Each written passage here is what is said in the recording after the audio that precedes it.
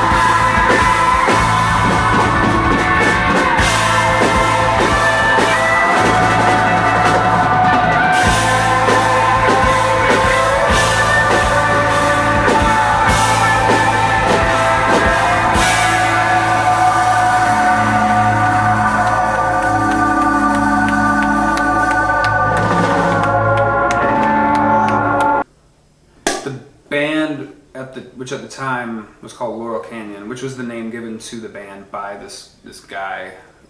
His name is Brad. He's a good guy. He's not creepy. The band kind of stumbled along for about 2.5 years.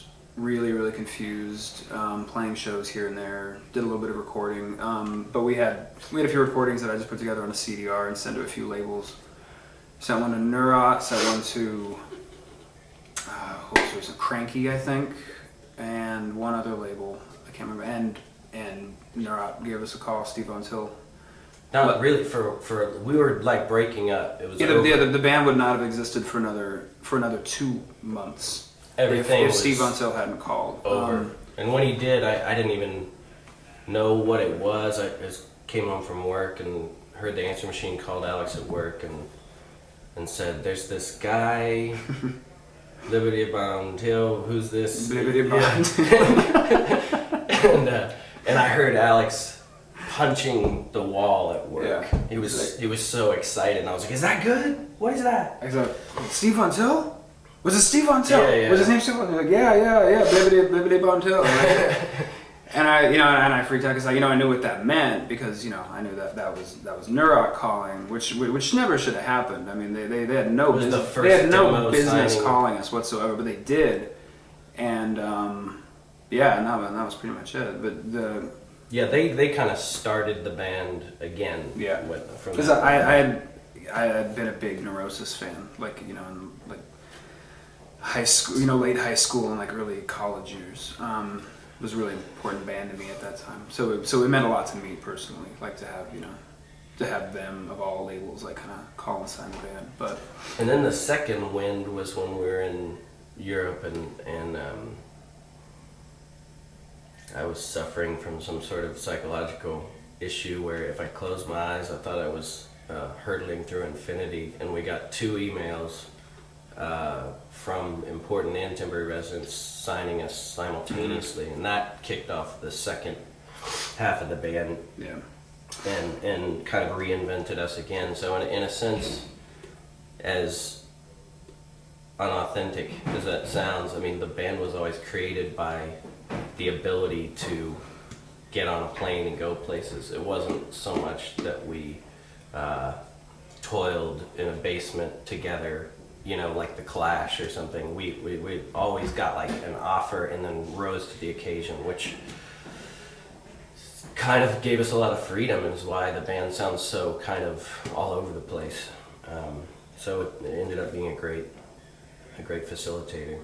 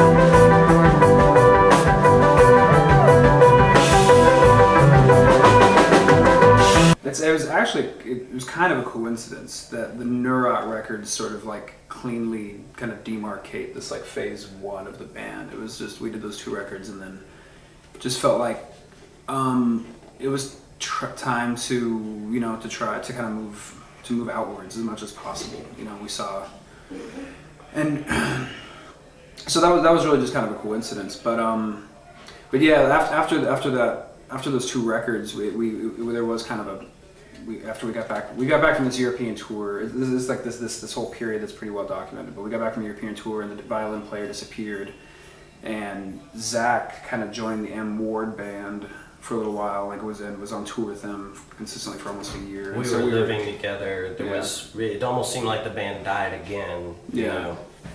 And we kind of took a step back and kind of looked at how the records had been received and how the band had been kind of like, you know, filed away by critics and stuff, and just decided we needed to do something a lot different. But we just general dissatisfaction, I guess, on our parts.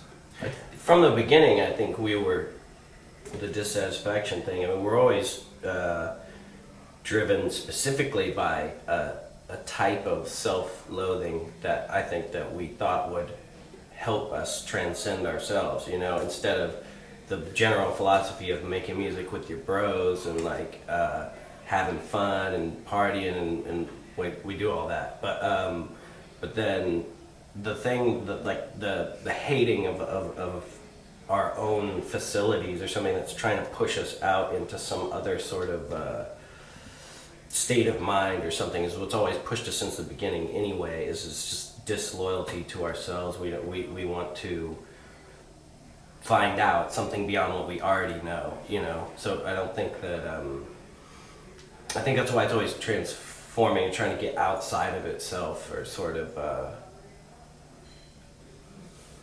find some way to transform and get out of like the most boring aspects of self-congratulatory bandness. You know, we've always been running from that, and that's what we do best, is run fast away from that.